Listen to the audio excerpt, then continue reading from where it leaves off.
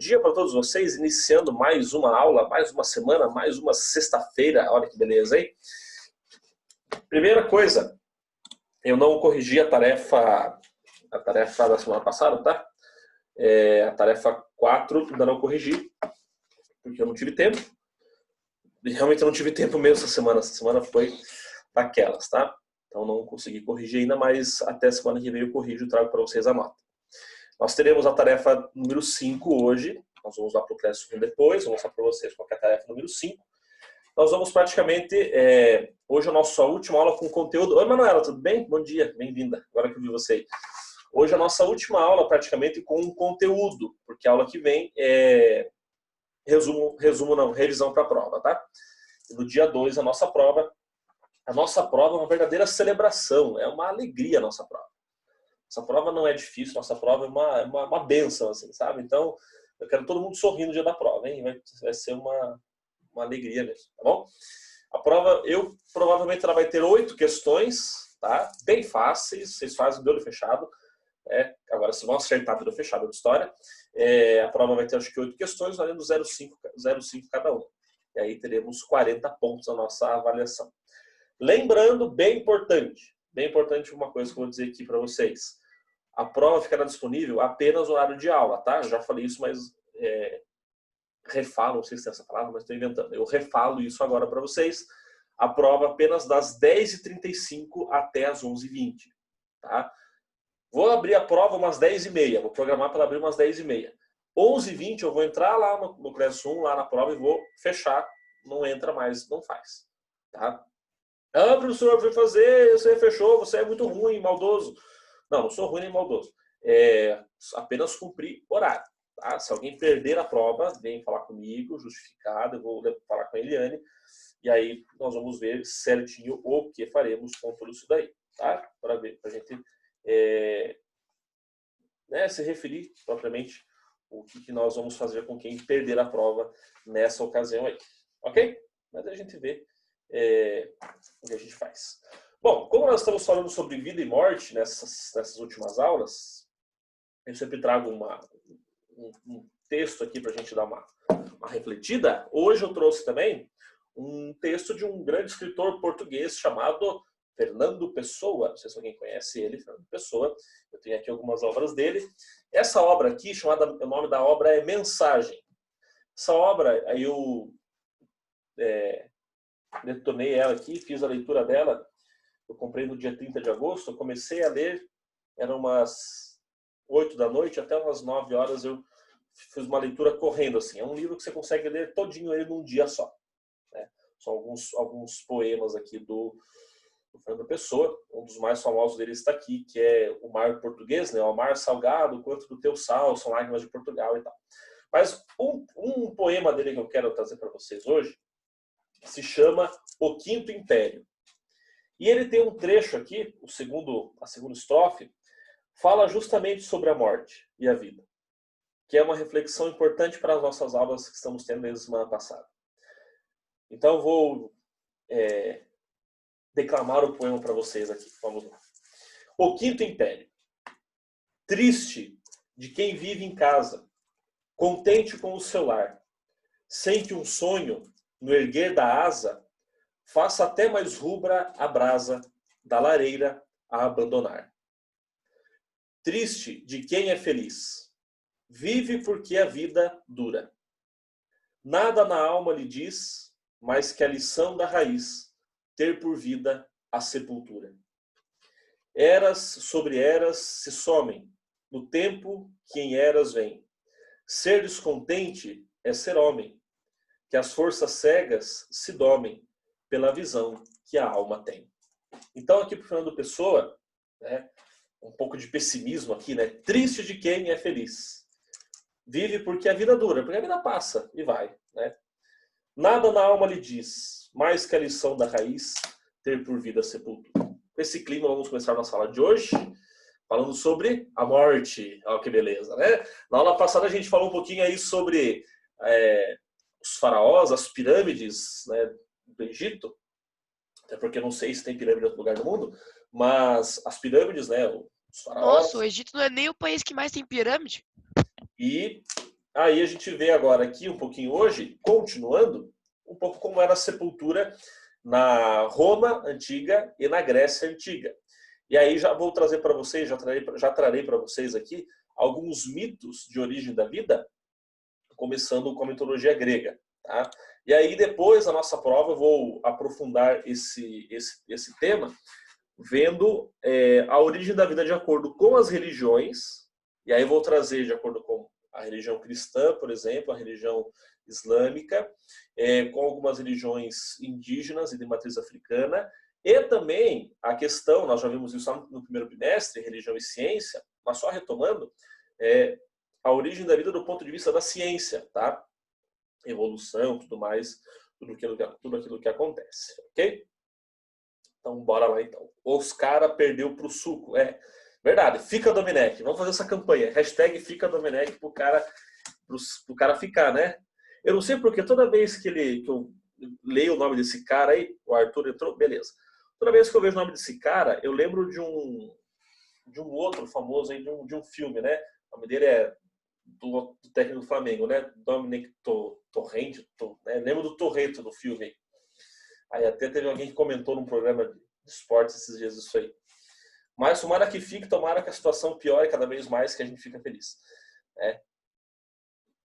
O ano passado zoaram o Grêmio de perder 5, olha só que beleza, hoje são eles que estão perdendo. Vamos lá aqui, o mundo capota, não dá voltas, né? Ele capota. Bom, então aqui, sepulturas de gregos e romanos e mitos de origem da vida.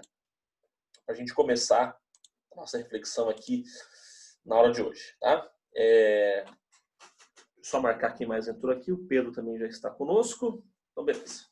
Show de bola ter o fundo de tela aí, hein, Gustavo? Bem dinâmico. Ô, professor. Bem Oi. O Brian e o João Vitor também entraram, não? Ah, tá. Beleza. Deixa eu marcar aqui o Brian e o João Vitor. Beleza, obrigado aí quem avisou. Bom, então assim, vamos lá, né? Mitos, sepulturas de gregos e romanos e mitos de origem da vida. Tá? Então, assim, na Roma Antiga, os ritos fúnebres eram considerados momentos em que os familiares podiam expressar seus sentimentos pelo falecido e demonstrar suas condições econômicas, seja ostentando riqueza, seja expondo carências. As sepulturas eram parte essencial dos ritos fúnebres, pois os romanos acreditavam que as almas dos falecidos que não fossem devidamente enterrados passariam por diversos sofrimentos, podendo até ficar perdidas na terra. Vejam só uma coisa. Desde que o mundo é mundo, as pessoas morrem, óbvio. E aí, lá no começo da humanidade, o problema da morte trouxe, né, o que fazer com as pessoas que morriam? O que fazer com os corpos das pessoas que morriam? Enterrar, jogar, deixar num canto, né? A própria ideia de sepultura é uma ideia meio que natural surgindo com a humanidade, né? Porque se as pessoas morriam, alguma coisa tinha que ser feita com o seu corpo. E aí, na Roma Antiga, por exemplo, o próprio momento do funeral, né, do sepultamento, era um momento de ostentar muita riqueza, com muito ouro, com muito brilho, na Grécia também, né? E também com o tipo de sepultamento que a pessoa tinha, a lápide, tudo isso era forma de ostentar muita riqueza naquela época. Ainda hoje também, né? É um passeio meio estranho, mas de vez em quando eu dou uma passada no cemitério e aí eu gosto de ver as lápides. Tem umas assim que parece que dá até vontade de morar lá, porque é tão cheia de riqueza que é. Igual tem outras que são bem mais simples, bem mais singelas. Né? E as duas fazem a mesma coisa, o mesmo objetivo. As duas têm o mesmo objetivo, que é deixar o falecido lá dentro e para que ele não escape. Porque na Roma Antiga, por exemplo, se você não sepultasse devidamente o seu falecido, tinha uma ideia, tinha uma concepção de que ele poderia voltar, né? Poderia retornar, poderia te assustar, sei lá o quê. Né? Tinha essa ideia. Hoje em dia, a gente vê que alguns sepultamentos também ostentam muita riqueza. E alguns hoje em dia são até um pouco engraçados. Eu recebi um vídeo no meu WhatsApp esses dias, que dizia bem assim, foi meu sogro que me mandou bem assim. Ele dizia, o dia que eu morrer, eu quero que o velório seja assim. O vídeo mostra assim uma casa, o maior churrasco rolando, festona, tocando uns vaneirão assim, e cerveja e tal. De repente, mostra dentro da casa, era um velório acontecendo. Tá lá o corpo do falecido e todo mundo tomando cerveja, dançando, o povo cantando, né? E aí, no vídeo, a parte principal do vídeo, eles mostram fazendo um brinde, né? A galera pega um copo lá, faz um brinde em cima do corpo do finado. Aí eles diziam que era um desejo que ele tinha, que não era para ninguém ficar triste, era para fazer festa no dia que ele morresse, né? Tudo bem. São concepções diferentes. Há pessoas que já dizem em vida que quando morrerem não é para fazer nada, não é para ter velório, nada, é para sepultar direto. São concepções e nós vamos aceitando. A própria ideia de velório, ela surge na antiguidade porque as pessoas morriam e aí sempre tinha aquela coisa, tá, mas será que a pessoa morreu mesmo? Será que ela não está de repente dormindo, está com alguma doença assim, não está em coma? E aí as pessoas, o velório foi inventado porque assim, a pessoa, vamos pegar, usar o Diogo de exemplo. Vamos supor, Diogo, você morreu, tá? Aí você convida alguns, né? Você convida não, né? Você morreu. Aí alguns colegas seus aqui da sala vão no seu velório, né? O que as pessoas faziam no velório? Elas ficavam atentas para ver se o morto não se mexia, né? Para ver se o morto não dava uma coisa assim, né? De uma temperatura corporal, se estava frio, se estava quente ainda, e ficavam de olho. De repente o Diogo estava morto, tava o caixão lá tudo certinho, de repente ele falava assim, voltei para a vida, né? Parece que vocês não esperavam, dava um susto em todo mundo, e aí a pessoa voltava ao normal, né? Então eles tinham essa preocupação. Tanto que os velórios antigamente, na época em que surgiu o velório como uma tradição, ele durava o quê? De 2 a 3 dias, para ter certeza que a pessoa realmente estava morta, né? Tanto que tem uma passagem bíblica, acho que vocês já ouviram falar, da ressurreição de Lázaro, em que Jesus ressuscita o seu amigo Lázaro. E para os judeus, né, era possível que a pessoa ficasse, o corpo ficasse sendo velado por até 3 dias. Quando Jesus chega, quando ele sabe da morte de Lázaro, ele chega para conversar com a família, com os amigos dele também, já é o 4º dia depois da morte de Lázaro. Tanto que a pedra já estava rolada, né? Já tinha sido colocada a pedra no túmulo. E até Jesus fala assim, né? Tirai a pedra do túmulo. E a irmã de Lázaro fala, Senhor, já cheira mal, né? Já está fedendo, já faz 4 dias que ele morreu. Mas aí aconteceu a questão da reanimação de Lázaro e tudo mais, uma questão que não vou entrar agora. Então, só para vocês saberem que essa ideia de velório, ela surge como para ter uma certeza de que a pessoa realmente morreu. E aí isso foi, né, visto como tradição e temos isso até hoje, né? De país para país também varia, né? Se vocês repararem, em filmes norte-americanos a gente vê como que é um velório nos Estados Unidos. As pessoas se arrumam tudo, vão de terno, de gravata, se arrumam, vão lá para casa, ficam alguns dias, chega parente, tudo quanto é canto, e aí, depois do sepultamento, eles vão para casa do finado, do falecido, e tem jantar, tal, tudo mais. É bem interessante esse modo de compreensão que os americanos têm da morte, né? E no Brasil é um pouco mais diferente. No Brasil, né, no velório, geralmente de noite rola um pão com mortadela lá, um café, uma coisa assim, sempre tem. Né? Sempre tem uns lanchinho biscoitinhos. grátis. Um lanchinho grátis, sempre tem uns biscoitinhos lá, alguma coisa assim. Hoje em dia também existe a técnica da cremação, né? Muitas pessoas optam hoje por serem cremadas, né?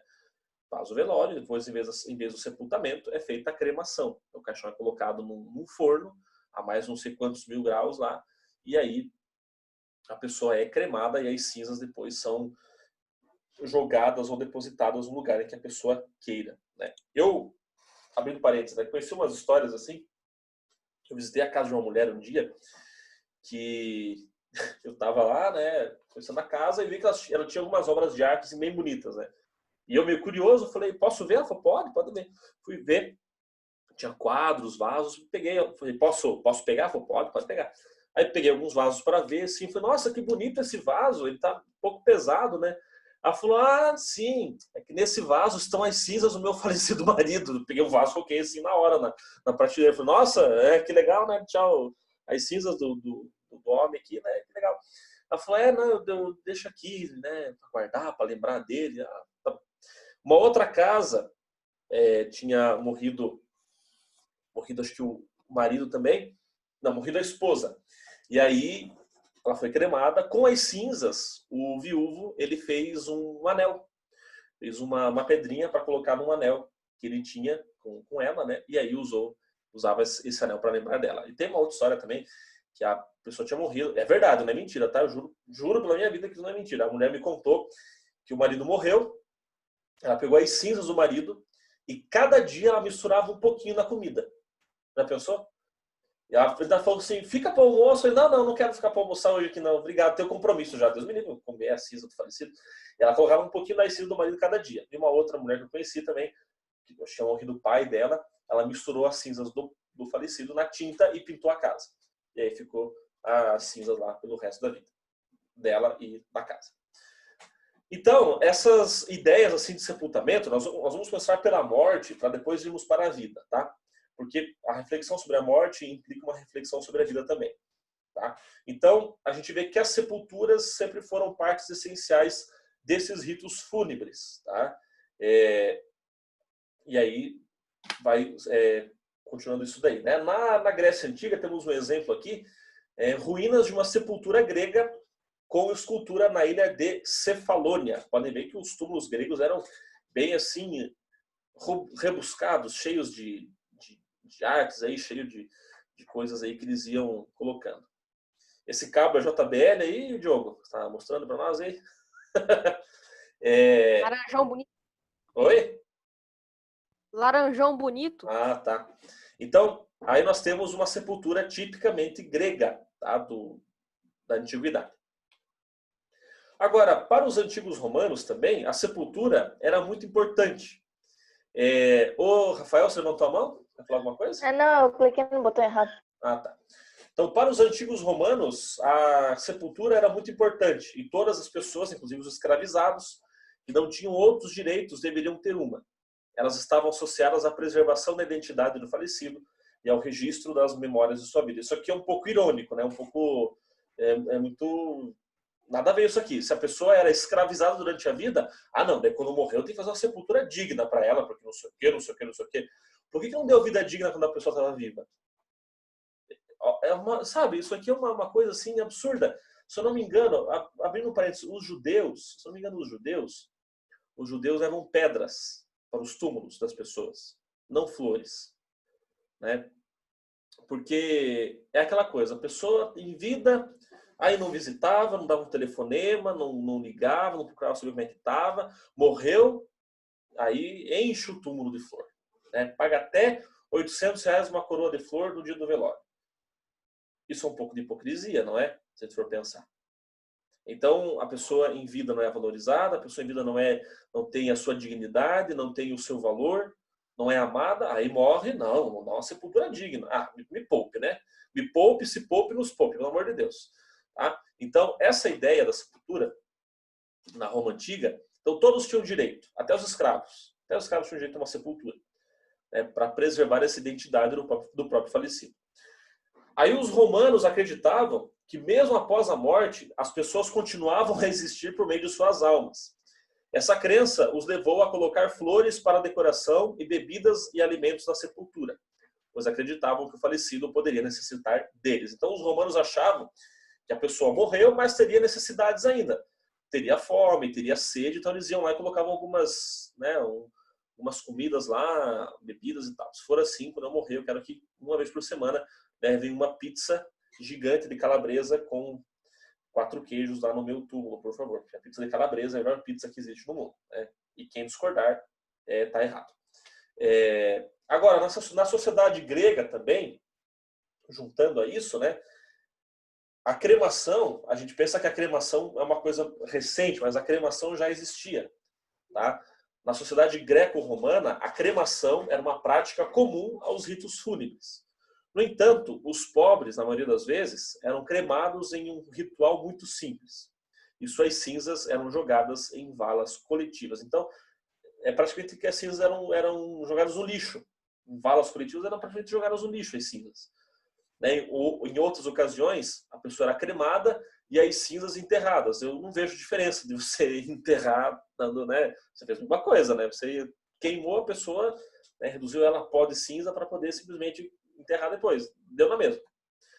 Agora, na Grécia, as cinzas dos mais ricos, para variar, eram postas dentro de uma urna para serem enterradas em sepulturas que demonstravam o status econômico e social do falecido. A minha família tem o seu lugarzinho no cemitério vertical, aqui em Curitiba. É um cemitério que parece um condomínio. Olhando de longe, parece um condomínio. E lá é feito assim, a pessoa morreu, ela é sepultada, depois de 3 anos a família é chamada, e aí são recolhidos os ossos e vai para um ossuário, ou não lembro se é ossuário ou ossário, que eles chamam, e fica lá só os ossos do falecido depois. Aqui para a gente entender um pouquinho, vejam só.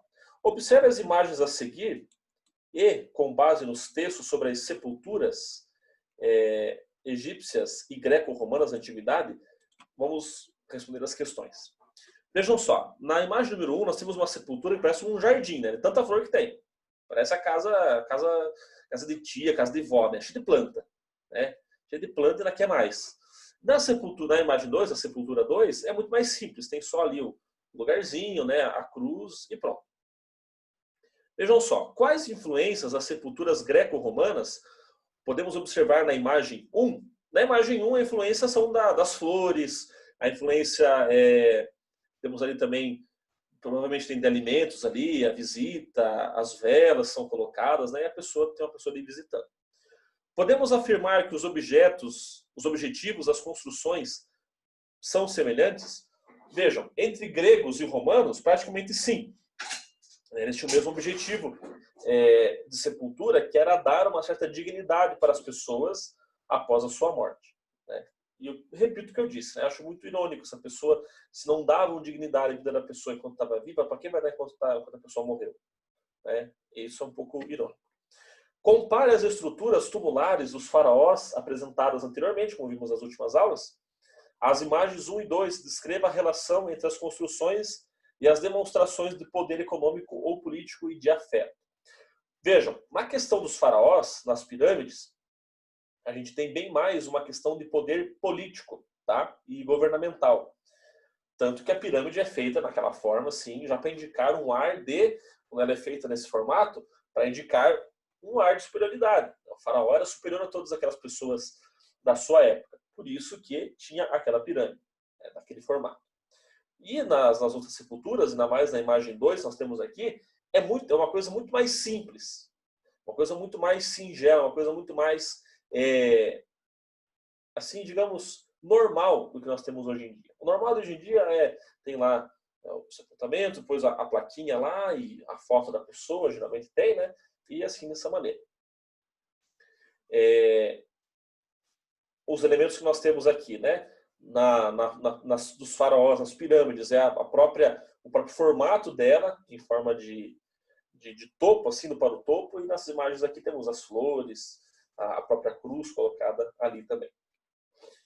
E aí nós temos alguns mitos de origem da vida. Né? Nós vamos ver um deles hoje, depois da prova a gente retoma os demais. Os chamados mitos de origem contam como, graças aos seres sobrenaturais, as pessoas e os elementos da natureza passaram a existir. As narrativas míticas criam uma cumplicidade entre as pessoas que compõem a comunidade e se identificam com as suas histórias, reforçando laços... Opa, aqui eu escrevi errado. Reforçando laços entre o mesmo grupo e criando uma identidade comum.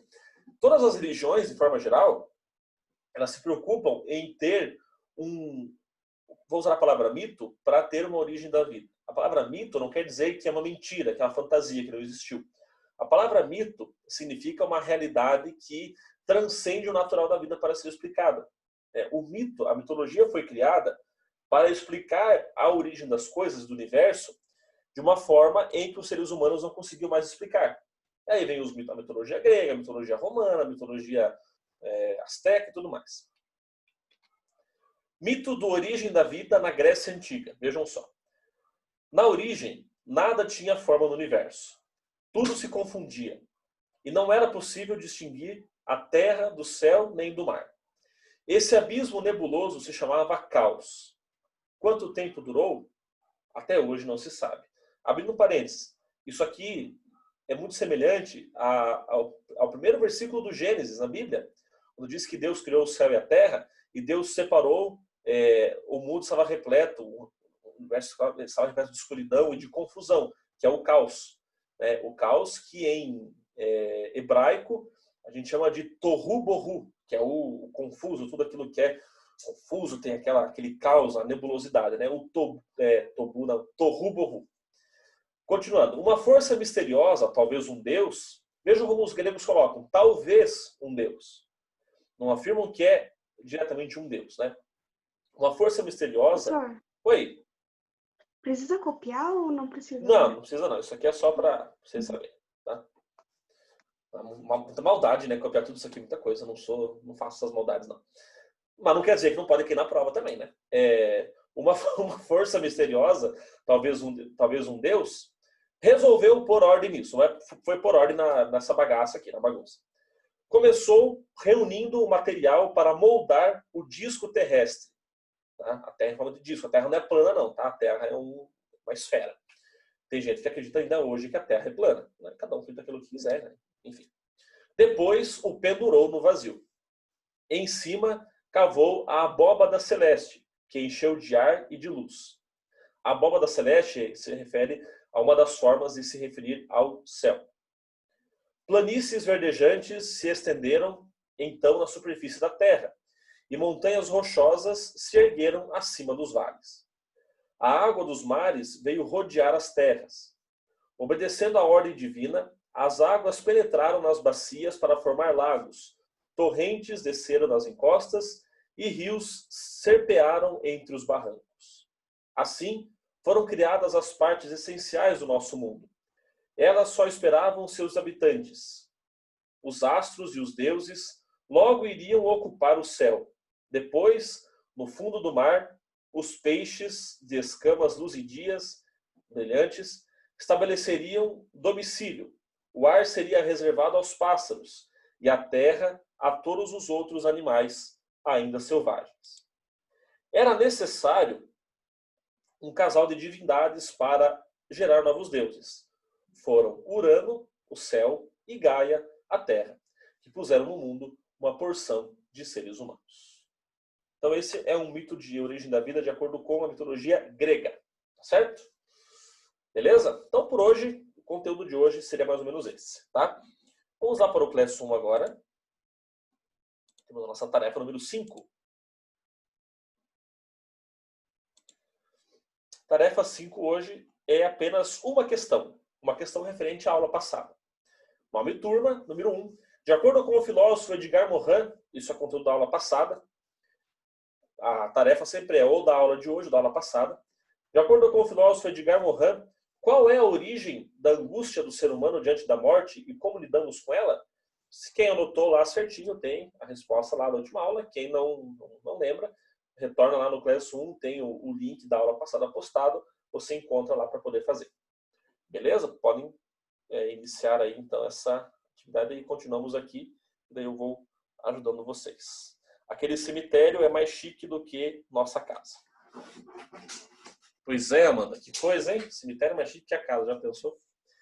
Pessoal, vocês me desculpem hoje assim e tal, eu vejo que, falo por mim, tá? Eu tô mais assim, não tão animado hoje assim, mas é que essa semana para mim tá bem puxada e pesada, tá? Eu tô na escola que eu trabalho, eu tenho uma professora que está atestado 15 dias e aí eu estou substituindo ela. Então eu estou dando aula todos os dias, a tarde toda, para uma turma de terceiro ano, não do ensino médio, mas terceiro ano do fundamental. E para pititicos, assim, de 8 anos. E eles falam bastante, vocês sabem, eles falam bastante durante a aula, assim, e tal. E então eu não consegui nem corrigir as tarefas de vocês essa semana. Eu sempre trago uma aula mais animada, assim, mas vocês me desculpem, essa semana foi mais difícil aí, tá bom? Mas semana que vem vai ser diferente, se Deus quiser, tá? Prometo para vocês aí, não se preocupem. Beleza? Então tá bom. Não, de bueno. De buenas? Tem um negócio lá do que você estava falando que eu ia comentar. Fala, comenta. Comentários sábios com Manuela Garcia, vai lá. das mortes lá, que daí ficavam 2 dias do enterro para ver se o morto estava morto mesmo. Uhum. Tem que os ingleses, eles fizeram um mecanismo de amarrar um sino no braço do morto. Já ouvi falar disso. E para caso ele se mexer ali, toca o sino para ele ir lá desenterrar. Daí que veio o termo salvo pelo gongo. Isso mesmo, é verdade. Salvo pelo gongo, que a pessoa tocou lá o badalo e pronto. Um amigo meu, uma tia, não sei se foi uma tia ou um tio dele morreu, e aí eles estavam com dúvida se a pessoa tinha morrido ou não. Estavam com dúvidas mesmo. Aí beleza, fizeram o velório, né? Como que ela pode estar atestada em quarentena? Pois é. Eu não sei não, acho que ela deve estar com o próprio Covid, deve estar afastada das aulas. Não sei, não foi falado, né? Só sei que eu tô trabalhando, só sei que eu tô lá, né? Não é aqui na Interativa, não na escola que eu trabalho. Então, contando para vocês, eu tenho um amigo que eu não lembro agora se foi um tio dele ou uma tia, faz uns 30 anos, morreu. E aí eles não tinham certeza se a pessoa tinha morrido ou não. Mas mesmo assim, fizeram o velório lá, tal, colocaram o corpo, né? Enfim. E achavam que o corpo estava meio morninho ainda, sabe? Não estava bem gelado, estava meio morninho assim. Tipo quando você põe um copo de leite no micro-ondas por 30 segundos, fica morninho assim, sabe? Aí tá meio morninho o corpo do pseudo falecido. Beleza, não chamaram. O médico foi lá, né? Chamaram o médico foi lá, examinou, não, tá morto, não tá batendo coração, nem nada, tá morto. Beleza. Aí, como todo sepulcro, como todo velório, encheram a boca da pessoa de algodão, encheram o nariz de algodão também. Se a pessoa vivesse de novo, né, não ia nem conseguir respirar, ia morrer sufocada de tanto algodão que tinha. Aí, esse meu amigo contou, a pessoa foi sepultada, foi um tio dele. O tio dele foi sepultado, tá, esqueceram, beleza. Passou, acho que uns 10 anos, ou menos, foram fazer uma exumação do cadáver do tio dele. Quando abriram a sepultura, ele, em vez de estar deitadinho assim de boa, ele estava virado, o esqueleto, né, virado, e fazendo assim, como se quisesse escalar a terra. Ou seja, ele foi enterrado vivo. E aí ele, né? Então, antigamente, um dos grandes medos da sociedade era enterrar uma pessoa viva. É um dos maiores medos que tinha antigamente, enterrar uma pessoa viva. Deve ser terrível. Então, muito provavelmente, ele morreu asfixiado, né, tentando sair. Não ia conseguir sair, porque ele não ia conseguir abrir o caixão e cavar toda aquela terra depois. Diz que foi bem, bem triste quando souberam, assim, e, né? Imagine, teria ficado vivo mais uns 10 anos, pelo menos. Mas, enfim, assim é a vida. Eu tenho um amigo meu também, que morreu um primo dele. Essa não foi engraçada, mas foi trágica. Estavam no velório, e aí chegou o padre para fazer lá a encomendação, né? As exéquias que chamam. E aí o primo dele era jovem, a mãe do primo dele foi se apoiar no caixão, assim, né? Chorar daquele jeito, como fica. No que ela se apoiou, aquelas basezinhas assim que segura o caixão, não estava muito firme, no que ela apoiou assim, bum, caiu tudo assim, o caixão no chão. Que foi um desespero na hora, né? Falei, gente, se eu tô num negócio desse, eu não sei se eu dou risada ou se eu choro, né? Porque, não sei, é uma coisa tenebrosa, assim. Mas enfim. Galera, vai acabar nossa aula, senão a gente podia ficar o dia inteiro falando sobre morto aqui, tá bom? Bom final de semana a todos. Depois da aula da série, tá liberado sextar. Juízo, se comportem. Não façam nada que eu não faria, tá bom? Bom final de semana a todos. Até semana que vem. Um grande abraço e até a próxima aula.